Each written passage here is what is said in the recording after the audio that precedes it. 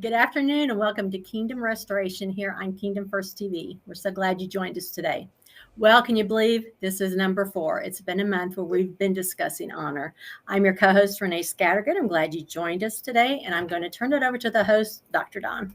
Thank you. Guys, it's been an amazing month. Thank you for your time. I know you're all busy, as all of us are, and we're going to kind of conclude this, I believe, with some heavy revies, some things that I think really need to be discussed.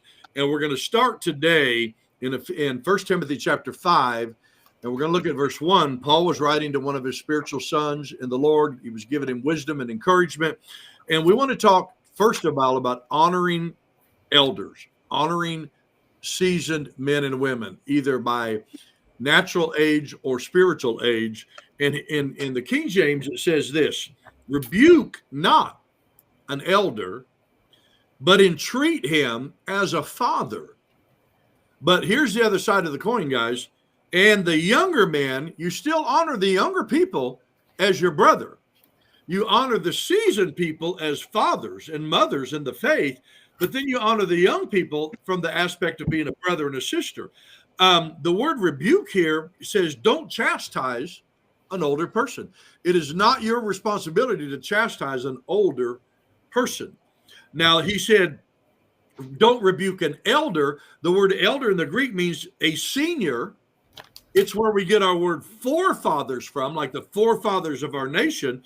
But I thought this was a simple one, guys, but really profound. It means elder simply means someone advanced in life. They've lived it longer than others. And he said, don't rebuke those individuals. Pastor Travis, we're going to start with you. What's your thoughts on that today, sir?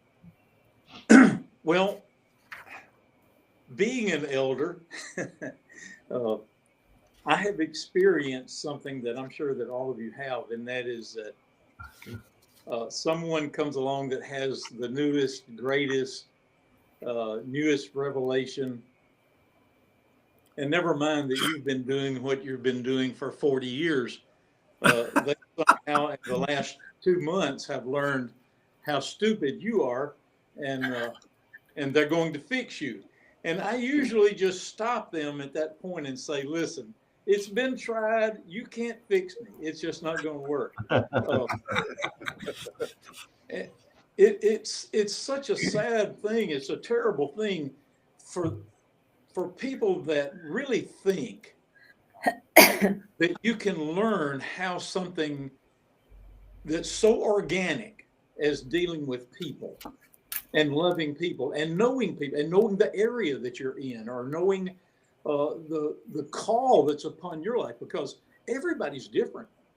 You know, the way that Apostle Don ministers, the way that each of you minister is different than the way that I minister. It doesn't make yours wrong and mine right. Right. Because our giftings are different, our callings are different, our personalities are different. And when you start thinking of yourself as someone who is qualified to correct someone, especially someone that's older than you, someone that's been doing what they've been doing for a long, long time, it's dangerous in my book. I mean, just go swim across a crocodile pit.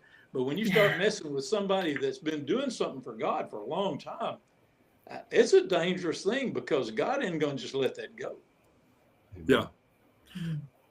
Let me give you this quote, and then Michael will go to you. We're talking about not rebuking an elder, but also treating the younger generation as your brother or sister in the Lord. Listen to this, guys. It is not titles that honor men, but men that honor titles. Yes. Amen. I'm going to say that again. It is not titles that honor men, but men that honor the title or the gifting or the function, because they understand the importance of that. Michael, what's your thoughts on this subject? Well, when I listened to Pastor Travis talk about how people that are younger try to come and make him come up to snuff or come up to speed and try to fix him, I can recall my father having an expression that he used to say to me, and he would say, "Son, you're not even wet behind the ears yet." I had no understanding of what that meant when he said it to me, but it was something that I heard regularly. And as I began to mature a little bit, all of a sudden I got to the place that I understood what he was trying to get across to me. Because as I got older, then I had people that would come to me and try to tell me things. And I'm like, you haven't even lived yet. You haven't even been around the block once, never mind 3 times. Where do you get off being an authority? And if there's ever a time we need those in our life that are more seasoned than we are standing literally on the shoulders of our forefathers. Absolutely. You know, I'm grateful that my mom and dad are still with me. Yes. My dad is now 86 years old and my mom is 84. And they're both still actively involved in ministry. And they're both still teaching and preaching. They have lived a life full of experience. And I get to draw on their experience and have their heritage and years of faithfulness and legacy handed to me. And then I can take where they've been, stand on their shoulders, and go even further. Yeah. And there comes a point, I believe, in ministry that every true spiritual parent has this particular attitude and motto where they say, my ceiling is your floor. Wow. And where I end is where you begin. And I can recall many times through the years that my mom and dad would tell me and tell others publicly that I was going to far surpass them and exceed them. And then there came a point in my life when they actually said it publicly, not that I would, but that I had. That's very humbling to hear your heroes say that Michael has exceeded us. He has far surpassed us, and he's gone places that we could never go. But it came because I always honored them as those that would speak into my life. They've become my greatest role models in life and in ministry.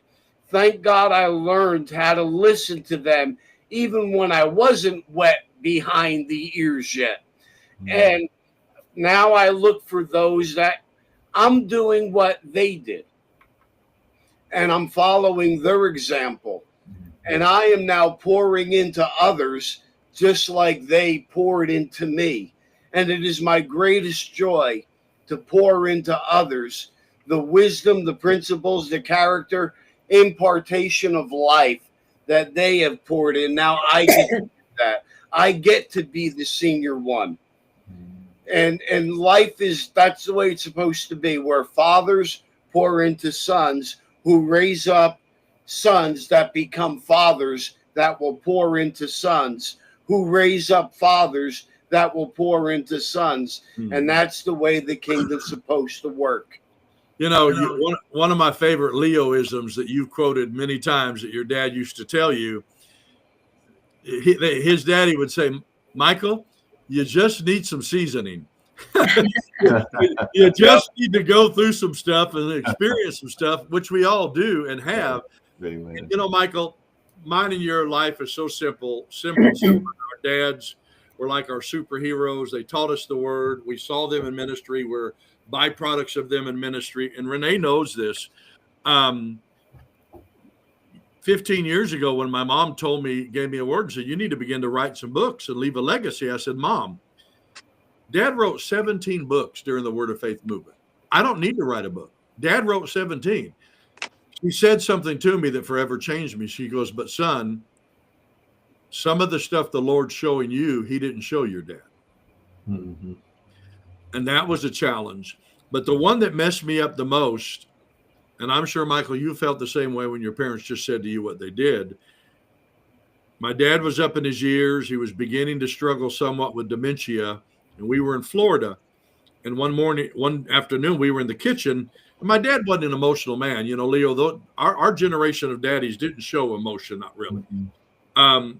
But tears were in his eyes, and they were beginning to run down his face. And he was just staring at me. And I said, I thought something was wrong. Renee, I said, Dad, what's wrong? What's wrong? What's wrong? And listen to what he said. He said, the student has become the teacher. And that messed me up and forever changed me. Leo, what's your thoughts on this subject? Well, y'all threw out some crazy good stuff. Just to, can I skip? No, I'm kidding.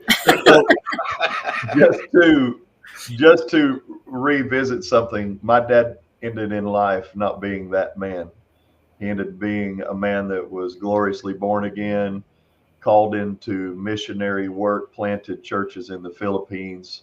40,000 people were saved before he passed away. He couldn't even talk about that ministry without his chin quivering, and that big, tough, he wasn't big, that tough exterior man was broke completely down into tears trying to tell people about what God was doing there, you know.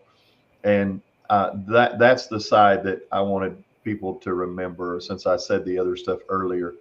He was a mighty man of God in his last 15 years or so. God used him in a mighty way to do amazing things. As far as the verse, I'm reading out of the Passion. It says, don't be harsh or verbally abusive to an older man. And that word man translates to elder. It's better to appeal to him as a father. I think that's an important thing you don't really understand when you're young, because you're still wet behind the ears. And because of that, you don't have the experience to find the value in the knowledge you've learned through time and experience. But when you have learned through time and experience to have that value, you all of a sudden understand what it really means to be an elder. And you can look and see what it means to transform the way you think about other elders. Of course, we know verse 19, same chapter, says to receive not an accusation against an elder, lest it be established by two or three. So we have to be slower to react. It's not a lack of reacting. It's matter of fact, it's not reacting at all. It's a response that has to be brought about, but it needs to be done in the right way. Amen. That's really good. Let me read you two more quotes about honor, then Renee, I'm going to go to you. These two are powerful. Listen to these, y'all. It is in the character of very few men to honor without envy a friend who has prospered. Woo! I'm going to read that again. Yeah. It is in the character of very few men to honor without envy a friend who has prospered. Y'all, we've been around the block a few times. Well, how come they got the promotion? How come they got a new car? How come they got a raise? I've been in this church longer than they have. I've served God longer. We've heard all that. Yep. But this is the one that is profound and prophetic. Listen to this, and then come to you, Renee. No man was ever honored for what he received. Honor has been the reward of what he gave. Oh, that's so good. Ooh, I'm going to read it again. No man was ever honored for what he received. Honor has been the reward of what he gave. Renee, thoughts? So I've tried to never rebuke my brother, Don, because he's so much older than me.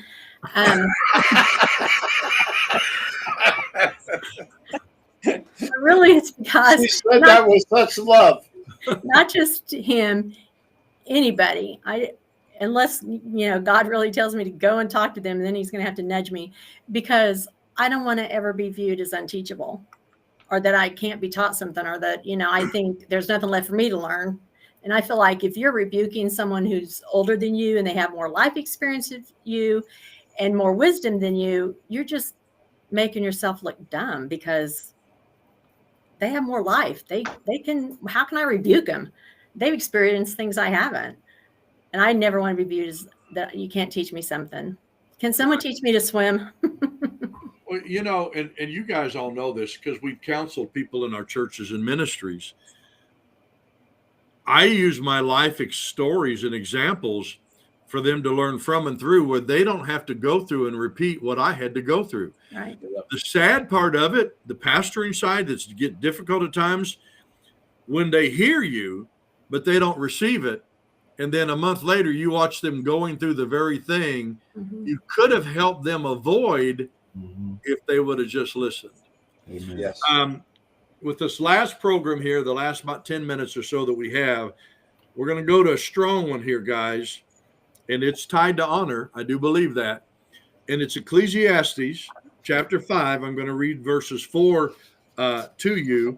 And I'm just going to read verse 4, but and 5 and 6. So listen to this. When you make a vow, when thou vowest a vow unto God, defer not to pay it, for he hath no pleasure in fools. Now, that's some strong King James lingo right there. It is, too. Pay that which you vowed. Verse 5, better is it that you shouldest not vow than that thou shouldest vow and not pay. Verse 6, suffer not thy mouth to cause thy flesh to sin. This is strong. Neither say thou before the angel, oh, it was an error. I really didn't mean that.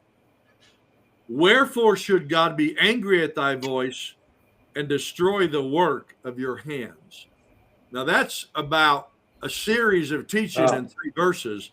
But the concept, guys, is how important God looks at a vow. Whether it's your tithe, your offering, your time, your commitment, you know, you schedule a time with your pastor to go counsel and you don't honor it, you're 20 minutes late, you don't show up, you don't call. God is not silent on this subject of vows and honoring them, and you could go so many directions. So this last program today, guys, with the last 10 or 11 minutes we have left, Pastor Travis, going to start with you. What's your thoughts on that, sir? Just recently in a discipleship group that we do on Wednesday night, we talked about this subject in light of it's so important for people to make a commitment and give their life to Christ. It's so important for us to pray the prayer of salvation with people at the altar. That's so very important. But it's also important, and forgive me for the train, but we're close to the tracks here. It's so very important to express to people that that's not the end of it. Yeah. That when they've made a commitment to Christ, it's for the rest of their life. And it's gonna involve, you know, forgiveness of others. It's going to involve them studying their Bible, them praying, them having a relationship with God. And I know that sounds like a lot of things to do, and I know we're faith people, but you know, salvation, when we come to the altar, that's not the end. That's just the beginning. Come on. Yep. And the vow that a person makes there has to be walked out, because the Bible also tells us in the parable about the seed and the sower. Apostle Don wrote a great book on that the enemy's quick to try to steal the word away. He wants to immediately get out what something's been sown in that person's heart. And if a person doesn't know that they've got to continue with that, once they've made that vow, continue with that and walk that out, the enemy is going to be right there to try to steal it away. That's so good. And you know, guys, isn't it amazing that even in the covenant of marriage, we exchange vows? Yeah.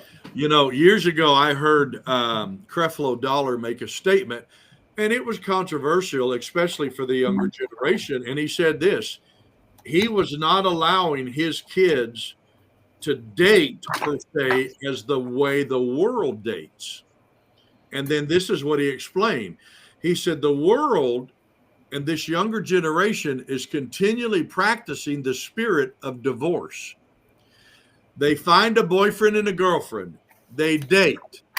And if they don't like something they do, they don't like something they say, they don't like one of their friends, they divorce them and they go find someone else. And by the time they make vows to their covenant relationship, they've already practiced that divorce spirit to the point with if they don't like their spouse or something better comes along, it's easy to divorce because they've already seeded into that. That's just another concept of vows. And it's amazing. You guys have done it. I've done a lot of weddings. I've had people say, well, I want this part of the vow taken out. And it's one of the most important parts of the vow. They don't want to say that to their spouse. They don't want to say that publicly.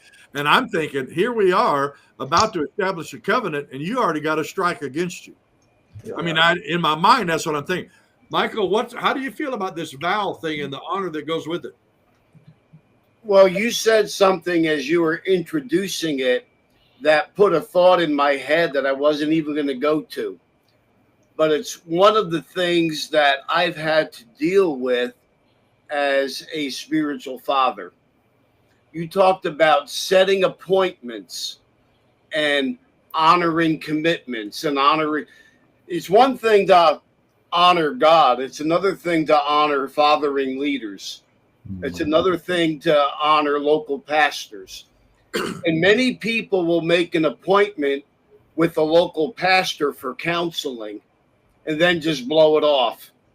And the pastor has set aside the time out of their busy schedule, away from their family, and they've set aside the time, and then the person just blows it off and doesn't keep it. As a spiritual father, I've had spiritual children set appointments with me, and I've got the time booked on my calendar, and then they don't even call, or at the time that we're supposed to have the meeting, get a text and say, I'm sorry, I can't make it. Something came up. That's really a lack of honor. And it's hard to deal with that. And if we can do that with leaders that speak into our life, is not that a root of a greater problem with God? Yeah. And it's better. It's better to not make the vow. It's better to not make the commitment. It's better to not make the appointment than to make it and not keep it. And it's hard sometimes when you're the one that is setting aside the time, and then you have to walk in love and not get cross with people. And love believes the best of every person. Let's not make our leaders, our pastors, our spiritual fathers have to believe the best of us. Let's not do the devil's job for him and make them walk in love, when if we could just keep our appointments, we wouldn't have to worry about it. Good word. I'm going to come to you next, Leo. You know, as pastor, I pastored, and Travis, this will call him. I'm still a pastor. I still pastor too, just like you do. Just a different dimension, but we're buddies. You can call me friend. I don't care. One of the things that drives me crazy is, you guys know, our church is in our home, like the Book of Acts.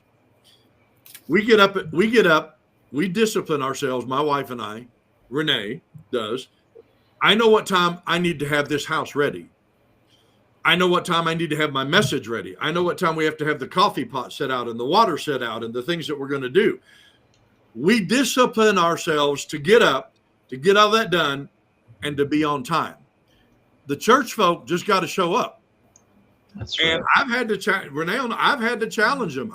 We have a private page. I've had to do it from the pulpit. I said, look, honor by being on time. We've prepared to do this. Sometimes we're sitting there till 10, 10:15, 10:20, waiting on people to show up. And I challenge the younger ones, stop playing video games till 2 a.m. Don't go out and hang out till midnight, and then you're dragging your tail in on Sunday because you can't be at church on time.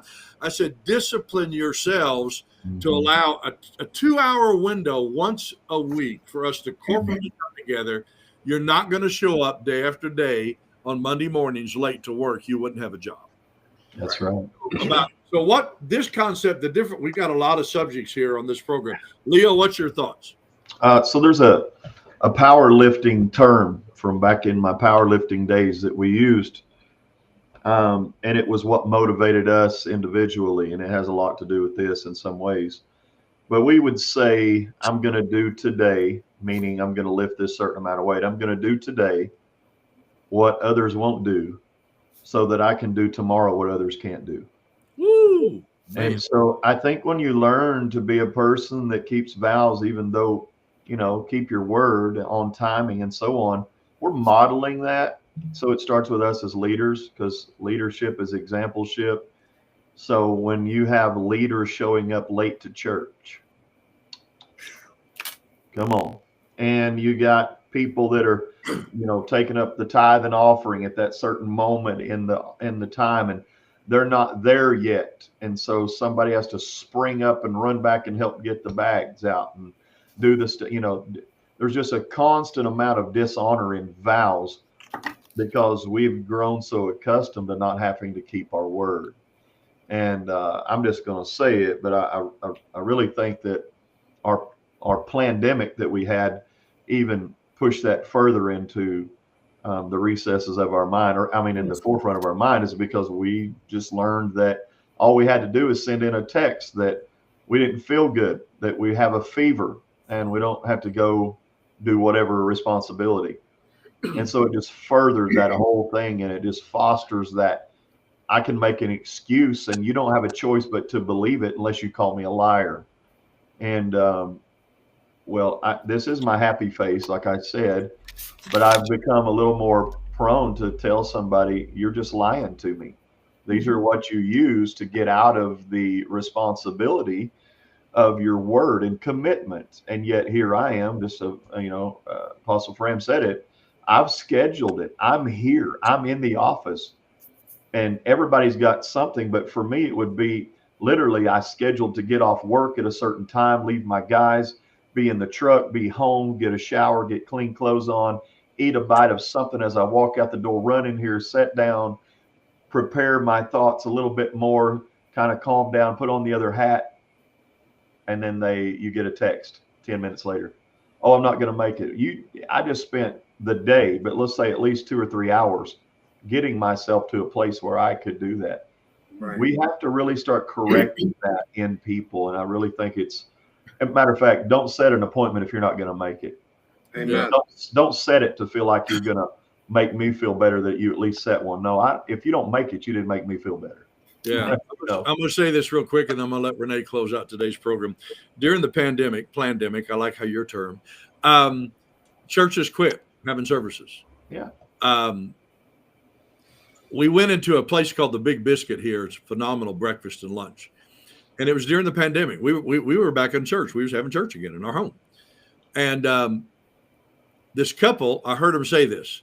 Oh, we just stayed home and watched another church online today because of the pandemic, but they were in a public restaurant to eat at 12 o'clock. Mm-hmm. That blows my mind, y'all. We've been talking for a month, Renee, about honor. You got about 30 seconds. Close us out, sissy. I'm going to take 45 seconds. It's been about a month ago that Don told me we're going to talk about where is honor. So I went down a different route with this. I have a Reddit server and I have a Discord server. If you don't know if those are, sorry. And I went and opened a forum thread on both places, said, where is honor? And most of these people are young that are replying. Every single one of the comments, and those threads are still going to this day, from young kids are telling us no one keeps their word anymore. Not my mom, not my dad, not my teachers, not my friends. No one keeps their word anymore. So where is honor? It's in your mouth. It's in your heart, because what comes out of your mouth comes out of your heart. Yep. If you're missing honor in your life, you need to look at the vows you're making and not keeping. You're dishonoring everybody that you impact when you do that. And all I can say, if you want to look where honor is, look inside yourself. Amen. And see where you're dishonoring or making vows and not keeping them. Don't take it lightly. Take it very serious. When you say something to someone, you should do everything in your power to make sure that you follow through with that. Don't dishonor them. Great word. God bless you guys. Hey, all of you guys, I love you. All of my heart. You know that. You're my dear, dear friends. Thank you for taking time this month to be with us. Folks, we trust something we've said or done has blessed, challenged, and encouraged you. Until next Friday, right here on Kingdom Restoration, Kingdom First TV. We love you. Thank you guys for being with us. God bless y'all. Bye-bye. Bye-bye.